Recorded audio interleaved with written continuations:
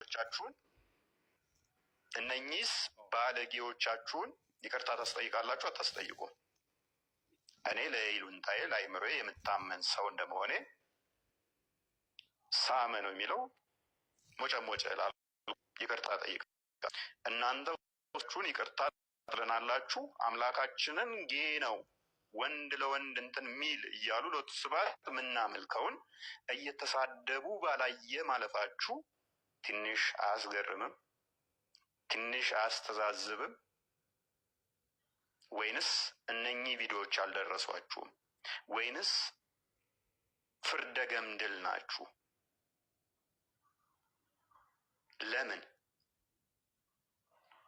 ለምንድን ነው ይሄ እነኚህን ያላያችኋቸው? ወይንስ የገዛ ልጆቻችሁ ሲያጠፉ ደንታችሁ አይደለም? ለምንድን ነው ልጆቻችሁን ያልቆነጠጣችሁት? በእንቁላሉ ጊዜ እንደሚባለው ማለት ነው።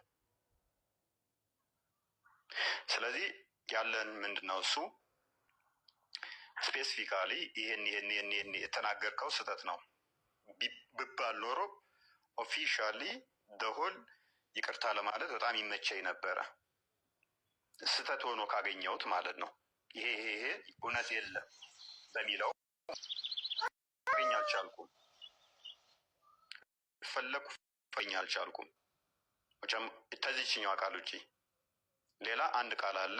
ሱነን አቢ ዳውድ 21 ላይ የሚገኝ ነብዩ ገቡባት አይሻ ውስጥ የሚለውን ወይንም ኢንተርኮርስ አደረጋት የሚለውን ሜሬጅ ኮንሱሜሽን ቡሃሪ ላይ የሚያስቀምጠውን ገቡባትን ድርቅ አለ ልጁ ኢንተርኮርስ አላደረጓትም ብሎ ገገመ። በዛ ሰዓት በተፈጠረው እንትን ውስጥ ሊትራል አማርኛ ቃሉን ተጠቅሜ ወሲብ አደረጋት የሚለውን ሊትራል አማርኛ ቃሉን ተጠቅሜዋለሁ። ያ ካስከፋችሁ በቃል አጠቃቀሜ ይቅርታ እላለሁ። ደጋግሜም ደግሞ ላይቭ ላይም እሱንም ተናገር ከወር አካባቢ ያል ቲክቶክ እንደመጣው አካባቢ ላይ አንዳንድ ስሜታዊ የሚያደርጉኝ ነበሩ። ሰው ስሜታዊ ሲሆን ቃላቶች አመራረጥ ላይ ስት ነበር ብዬ ተናግሬያለሁ። እሱን ይቅርታ የምጠይቀው መጅሊሱ ስላላወጣ ሳይሆን ለራሴ ሂሉንታ ምስል ነው። ህፃናት ያንን ቪዲዮ ሲያዩ ደስ ስለማይላቸው ማለት ነው። የህፃናትን አይምሮ ስለሚበርዝ ማለት ነው። አባቶች ሲያዩት ስለሚያሸማቅቅ ወይንም ስለሚያሳፍር። እንደዚህ አይነት ስድቦች የሉም ወይ? በሐዲስ ላይ የተፈቀዱ አሉ፣ በተፍሲር ላይ አሉ፣ በሲራ ላይ አሉ። እነኛም መረጃ ማምጣት ትችላለህ። እንደዛ የሚባሉ ቃላቶች ማምጣት ትችላለህ። የአባትን ብልት ብላ ሂድና የአባትን ብልት ላስ ያላትን ብልቷን ላስላት ጥባላት ምናምን የሚሉ ቃላቶችን ከሲራ ላይ ማምጣት እችላለሁ፣ ከተፍሲር ላይ ማምጣት እችላለሁ፣ ከህስ ማምጣት እችላለሁ፣ ከሐዲስ ላይም ከቡሃሪ ላይ እንኳን ማምጣት እችላለሁ። እንደዚህ ብሎ መሳደብ እንኳን ሐላል ነው የተባለበትን ከፈተል ባህሪ ማምጣት እችላለሁ። ነገር ግን ለኢትዮጵያ ባህል የሚመጥን ቃል ስላልሆነ ያንን ቃል ሶሪ ልለው ወዳለው ማለት ነው። ለኢትዮጵያ የሚመጥን ቃል። ነገር ግን የእናንተ ኡስታዞች ደግሞ መንፈስ ቅዱስን ስባት አልለው ይህንኑ ቃል ብለው ይሉታል። እና ኡስታዞቻችሁን ይቅርታ ታስጠይቃላችሁ አታስጠይቁም? ይህንኑ ቃል ብለውታል። እግዚአብሔር ሸርሙጦችን አግብቶ አስወልዷል ኡስታዞቻችሁ ይላሉ። ህፃናትን ደፍሯል ይላሉ። ይቅርታ ታስጠይቃላችሁ ወይንስ ባለጌ ልጅ ያላት ምንድን ነው የሚባለው እንደዛ ነገር? ወይንስ ምንድን ነው ከቆማጣ ጋር ምንድን ነው እሱ መብላት? ቆማጣ ካላሉት አብረው ልፈትፍት ይላል ነው እንደዛ የሚባል ነገር አለ። የራሱ ሊሆን ትንሽ አስደምጠንና እቀጥላለሁ።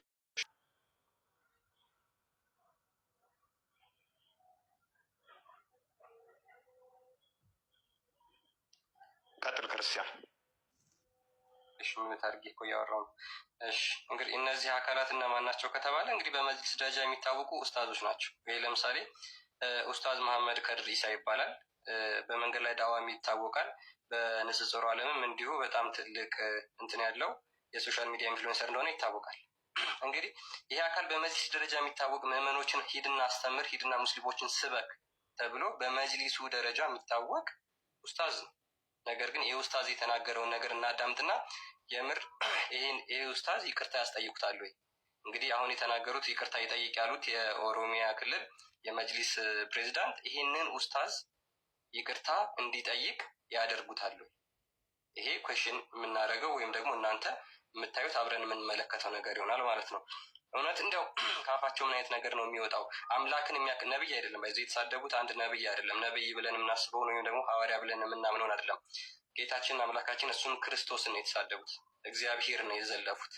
ስለዚህ ለዚህ ቃላቸው ወይም ደግሞ በአፋቸው ለሚጸዳዱት ይህንን ይቅርታ በሉ፣ ህዝበ ክርስቲያኑን አስቆጥታቸዋል፣ ስለዚህ ይቅርታ ጠይቁ ተብለው መግለጫ ሊወጣባቸው ይገባል። አለበለዚያ ህዝበ ክርስቲያኑ እነዚህን በርብርብ ፍትህ እንዲሰጥ ማድረግ የሁላችንም ኃላፊነት ሆኖ ይቀጥላል ማለት ነው። እና ኦሊባ ሸርሙጦች ናቸው። እግዚአብሔር አግብቷቸዋል፣ ልጆች ወልዶባቸዋል። ኦላና ኦሊባ ሸርሙጦች ናቸው። እግዚአብሔር አግብቷቸዋል፣ ልጆች ወልዶባቸዋል። መልሱን አምጣ። ስሙት ነው አይደለም? ይሄ አስወጣው። ይህንም ባለጌ አንተ ባለጌ ደደብ። ኦኬ ህፃናቱ ጋር ያለውን እሺ አድርግልኝ። እሺ ቀጥል። መጨረሻ ውሻን አንተ እኮ እኔ ልክ ነግሬሃለሁ። ቴሌግራም ላይ ተመልከት። እዚህ ጋር እግዚአብሔር ዲስፈርጅ አድርጓት ይችን ህፃን ልጅ ደም በደም አድርጓት። እግዚአብሔር ዲስፈርጅ አድርጓት ይችን ህፃን ልጅ ደም በደም አድርጓት። ምን እንደሰራ ይሄንን ወንጀል በእርግጥ ይሄንን የሚሆን ኢማጂን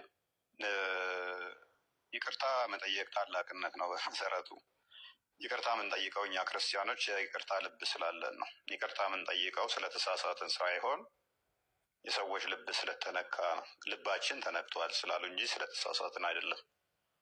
የተሳሳትነውን ይህን ካሉን መረጃ ማምጣት እንደምንችል ስለምናውቅ ማለት ነው። የተሳሳትነው ሊኖር አይችልም። አሁን ይህንን ትልቅዬ ኡስታዝ በመጅሊስ ደረጃ ታላቅ የሆነ ኡስታዝ ማለት በእድሜ ማለት ነው እንግዲህ ፊቱ ራሱ ተሸብሽቧል። አይ ቲንክ እድሜ ጠገብ ስትሆኑ የሚያሳዩ ምልክት ነው አይደለ? እና ይህም ያህል ኡስታዝ እግዚአብሔር ህፃናትን ዲስቨርጂን ያደርጋል። ኢማጂን በእንደዚህ አይነት ደረጃ የሚናገሩ በእንደዚህ አይነት ኡስታዞች እኛ ላይ መግለጫ ይቅርታ ሲያወጡብን የይቅርታ አዋጅ ወይም ደግሞ እንትን ሲጽፉብን ማለት ነው። ይቅርታ ጠይቁ ሲሉን እነኚህ አካላት አያሳፍርም? ከምራ አያሳፍርም? አራት ጣት የሌለው ሰውዬ በአንድ ጣቱ እየጠቆመ አንተ እኮ አንድ ጣት የለህም እያለ ሲስቅብህ ማለት ነው። ራሱ እኮ አራት ጣት የለውም፣ አንድ ጣት ነው ያለችው።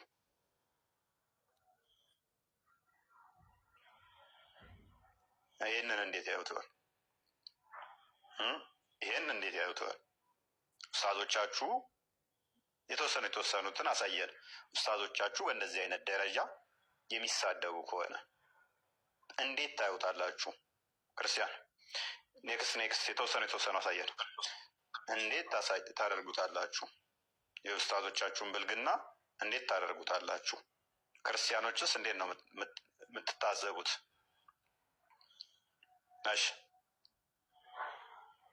ክርስቲያኖች እንግዲህ የኢየሱስ ክርስቶስ እብደት እና ውሸት የጳውሎስን ቅዠት ለማስቀጠል እየተሯሯጡ ይገኛሉ ማለት ነው። ኢየሱስ ክርስቶስ እብድ እንደነበረ መጽሐፍ ቅዱስ በዮሐንስ ወንጌል ምዕራፍ 11 ላይ በግልጽ ቋንቋ ይናገራል ማለት ነው። እንዲህ በማለት በአእምሮም ታወከ ተብሎ ለኢየሱስ ክርስቶስ ተነግሯል። በአእምሮ መታወቅ ማለት በደ ወይም እብድ።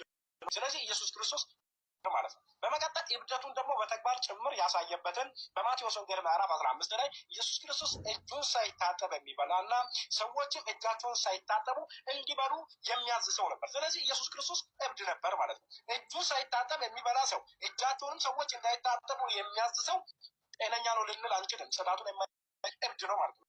ኢየሱስ ክርስቶስም ጭምር ነበር። በመቀጠል ኢየሱስ ውሸታም ነበር። ውሸታም ይበቃል። ያልተከፈቱ ሌሎችን ክፈታቸው እነዚህ ቤት እና እያንዳንዳቸው ፎቶቸው አለን፣ እያንዳንዳቸው መረጃዎቻቸው አለን፣ እያንዳንዳቸው እና ቀጥልሽ። ኦኬ እንግዲህ ይሄ የምታዩት ያው ኢምራን እዚሁ አዲስ አበባ ከተማ ነው። ያው ቲክቶክ ላይ እንግዲህ አፖሎጂስት ተብለው የእስልምና አቃቤ ከሚታወቁ አንዱ ነው። እንግዲህ እነሱ ደግሞ ምን አጸያፊ ወይም ደግሞ አጸያፊ ድምፆችን እያስገባ ከቅዱሳን ስዕላት ጋር እያስገባ ምን አይነት በቃ ማዳመጥ እንኳን ጆሮአችንን የሚኮረኩር እጅግ አጸያፊ ነገር የሚናገር ልጅ መሆኑን ደግሞ ቼክ አድርጉ፣ ተመልከቱ። እዚህ ጋር ያለው አምላክ ሰላም አለይኩም። ስሙኝማ እዚህ ጋር ያለው አምላክ ማለት ነው ብቻውን ማሰብ እንደማይችል ታውቃላችሁ። እዚህ ጋር ያለው አምላክ ብቻውን ማሰብ አይችልም። ይሄን ብቻውን ማሰብ አይችልም። ይሄን ብቻውን ማሰብ አይችልም። ጉድ! ኢየሱስ ይሄን ሰውዬ ከንፈሩን ስሞ በፍቅር ገደለው። ማስረጃ ለአቡነ ሀብተ ማርያም የቤተ ክርስቲያን መጽሐፍ ነው። እትሙ ምናምን እዚህ ጋር ተመልከቱ። አቀፋት ከእሱ ጋር ወደ ሰማይ አሳረጋት እያለ ይናገራል።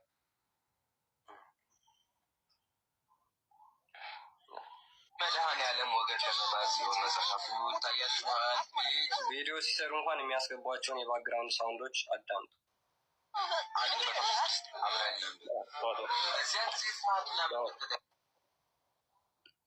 ቀይረው እንደዚህ የቆሸሹ ኡስታዞች እንግዲህ ተሽቀጥል እንደዚህ አይነት የቆሸሹ ኡስታዞቻችሁ መቼ ነው እሱ ይቅርታ የምታስጠይቋቸው? መቼ ነው የምታስጠይቋቸው? መቼ ነው የምታስጠይቋቸው?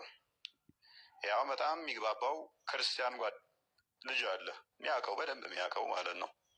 ጠይቋቸውና ክርስቲያኖችም ደግሞ ይህንን ልጅ የሚያውቀው የቅርብ ክርስቲያን ልጅ አለ።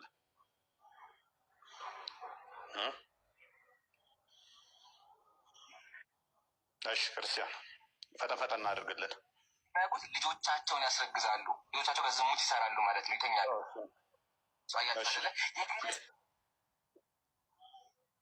እሺ አፍጥን እግዚአብሔር ዝሙተኛ ነው። ይሄ ደግሞ ኡስታዝ ሳላ ይባላል ወይ? ኡስታዝ ሳላ ይባላል። ይህም የቲክቶክ አፖሎጂስት ወይም ደግሞ አቃቤ ሰላም ተብለው ከሚታሰቡት አንዱ ነው። በአዳማ ከተማ የሚኖር መኖሪያውን እዛ ያደረገ እንግዲህ እሱም እንደዚህ አይነት ነገሮችን ሲናገር ይደመጣል። እግዚአብሔር ዝሙተኛ ነው፣ ዝሙት አሰርተዋል። እግዚአብሔር ዝሙተኛ ነው፣ ዝሙት አሰርተዋል። ግን በክርስትና ዓለም እግዚአብሔር ስለጠጣ እና ስለሰከረ ብቻ ጀግና ይባላል። ይህ በጣም የሚያስቅ ነገር ነው። የሰከረ ሰው ሰካራም ነው፣ ጀግና ሊባል አይችልም። ትኩስ ቪዲዮዎችን ብታስደምጠን አሪፍ ነበሩ።